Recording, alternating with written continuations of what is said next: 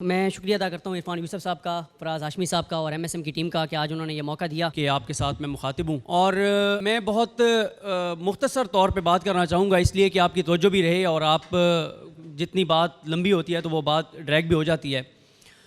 सबसे पहले तो मैं आप लोगों को ये कहना चाहता हूँ कि आप बहुत इंपॉर्टेंट लोग हैं, आप जितने यहाँ पर बैठे हैं, क्योंकि मुझे पता चला है कि आप तमाम लोग जो हैं वो ज़िम्मेदारान हैं, सोशल मीडिया कोऑर्डिनेटर्स हैं, सोशल मीडिया की आपके पास ज़िम्मेदारियाँ हैं, कुछ जो हैं वो मीडिया कोऑर्डिनेटर हैं। मैं इसलिए आपको कह रहा हूँ कि आप बहुत इंपॉर्टेंट लोग हैं कि अगर मैं आज आपके सामने यहाँ पर खड़ा हूँ तो मैंने भी इसी तरह से आपकी तरह से ही शुरू किया था as a social media coordinator. तो यहाँ पे कहा गया मैं उनकी ज़रा नवाजी है जो दोस्त हमारे यहाँ पे जिन्होंने मुझे इनवाइट किया, लेकिन यकीन करें कि सैकड़ों लोग हैं जो मुझसे ज़्यादा मेरी एज में ही मेरे एज फेलो होंगे, जो बहुत सक्सेसफुल भी हैं, मुझसे बहुत आगे भी हैं। लेकिन ज़ाहिर है क्योंकि मैं यहाँ पे रहा हूँ, एमएसएम में रहा हूँ, तो ज़्यादा एक आपको मैं बेहतर अंदाज से बता सकूँगा कि और जाते हुए आपने जब आप मीडिया सेल विज़िट करेंगे तो इसी मीडिया सेल में इनकलाब मार्च के दौरान, आज़ादी मार्च के दौरान मैं रहा और उससे पहले एमएसएम में भी ज़िम्मेदारी रही और 12 से 14 घंटे मीडिया सेल में काम किया। और उसके बाद ही उस 12 से 14 घंटे जो काम किया तो उसके बाद ही फ़ौरन जो है वो मीडिया से ऑफ़र आई और फिर 92 में और फिर आगे चलता रहा। तो मैं आपको एक चीज़ बता दूं कि आप as a social media coordinator, ज़ाहिर है आपके नीचे 4 लोग होंगे, 5 लोग होंगे, 6 लोग होंगे, 10 लोग होंगे। तो आप जिस तरह से हमारे यहाँ स्टूडेंट्स मैस कॉम करके मुख्तलिफ़ डिग्रियाँ करके अपने अपने शोबे में जाने के लिए पहले इंटर्नशिप करते हैं, तो आप पहले ही वो इंटर्नशिप कर रहे हैं,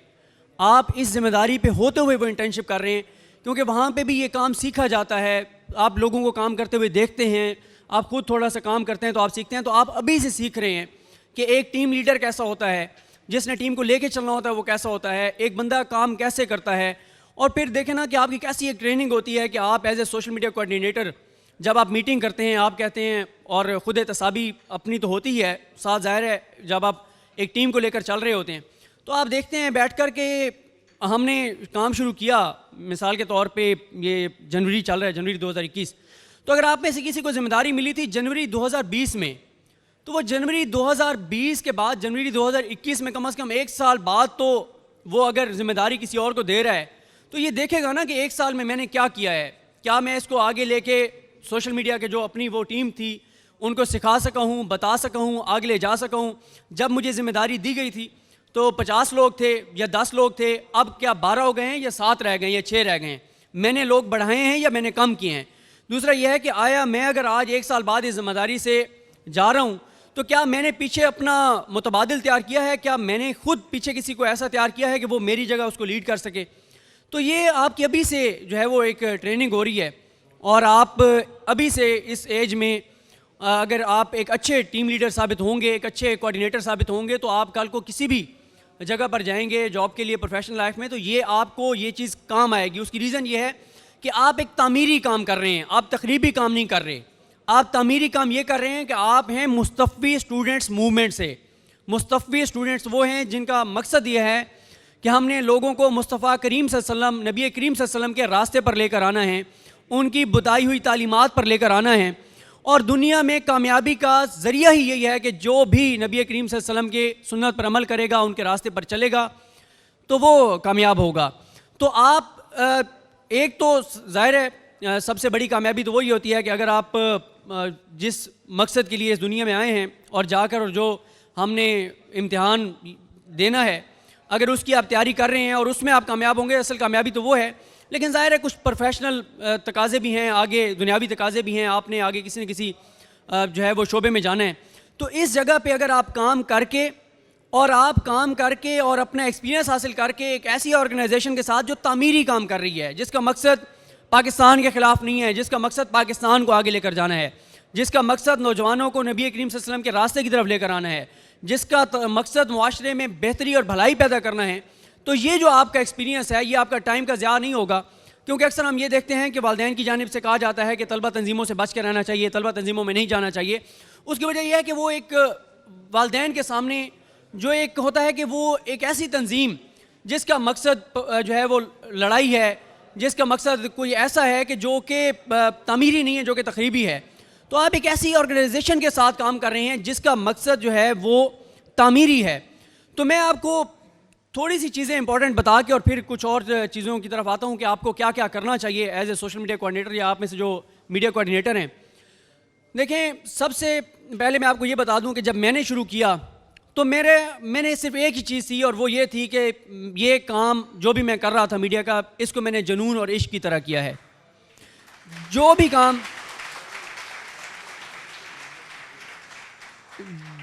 काम आप जुनून और इश्क की तरह करेंगे, जिस काम में भी आप मेहनत करेंगे, तो फिर ये मैं नहीं कह रहा, ये इरफान यूसुफ साहब नहीं कह रहे, ये यहाँ पे आने वाले मुकर्ररीन नहीं कहेंगे, बल्कि ये अल्लाह पाक का, अल्लाह करीम का ये हुक्म भी है और ये यकीन दहानी भी है, ये कहना भी है कि जब कोई मेहनत करेगा तो 2 + 2 4 है, उसको उसका फल ज़रूर मिलेगा। किसी बंदे की कही हुई बात गलत हो सकती है, लेकिन अल्लाह की कही हुई बात तसव्वुर भी नहीं कोई कर सकता कि खुदा न खासा उसमें थोड़ी सी भी जो है वो आगे पीछे हो सकती है। तो ये 2 + 2 4 है, जो मेहनत करेगा वो कामयाब होगा, इसके अलावा दूसरी कोई राय नहीं है। तो अगर कोई कामयाब नहीं है, अगर कोई किसी को कामयाबी नहीं मिल रही, तो फिर वो ये देखे कि मैं जो काम कर रहा हूँ आया वो उसमें जो उसका हक़ अदा करना है वो हक़ अदा कर रहा हूँ या नहीं कर रहा। और नूरुल्लाह सिद्दीकी साहब आए हैं अभी।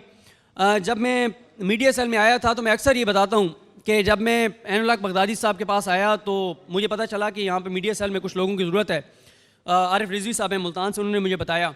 तो मैंने जब उनको जाके कहा, मेरा उनसे कोई तारुफ नहीं था, मैंने कहा जी मुझे पता चला कि आपको कुछ लोग चाहिए मीडिया सेल में। उन्होंने कहा जी चाहिए। तो उन्होंने कहा कि आप ये बताएं कि आप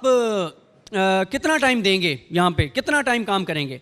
तो मैंने उन्हें कहा कि मैं 24 में से 25 घंटे काम करूंगा। तो उसके बाद उन्होंने ज़रा संजीदा होकर मेरी तरफ देखा, कहा कि पता है आप क्या कह रहे हैं। मैंने कहा जी बिल्कुल मैं 24 में से 25 घंटे काम करूंगा। तो उन्होंने कहा अच्छा, तो कहते कब से आप आ रहे हैं। मैंने कहा मैं आ गया हूँ। तो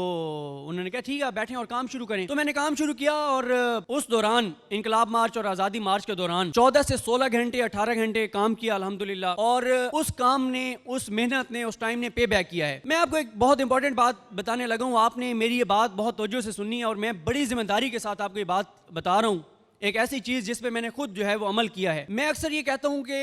अगर आप रोज़ाना देंगे 6 से 8 घंटे किसी भी काम को, यानी आप में से जो स्टूडेंट हैं, पढ़ाई की बात हो रही है या आप जो चीज़ सीख रहे हैं, आप जो कर रहे हैं, या मैं तो प्रोफेशनल लाइफ की बात कर रहा हूँ, अगर आप 6 से 8 घंटे दे रहे हैं तो आपको लगेंगे कम से कम 5 साल किसी ऐसी जगह पे पहुंचते हुए जहां पे आपको होना चाहिए, आप थोड़े से मैटर कर रहे हो, आपको लोग जानते हो। अगर आप 10 घंटे डेली के दे रहे हैं तो फिर आपको लगेंगे 3 साल। और अगर आप 14 से 16 घंटे दे रहे हैं तो 1.5 साल में आप इंशाल्लाह उस जगह के ऊपर होंगे जहां पे आपको बहुत से लोग कह सकेंगे कि आप एक कामयाब नौजवान हैं।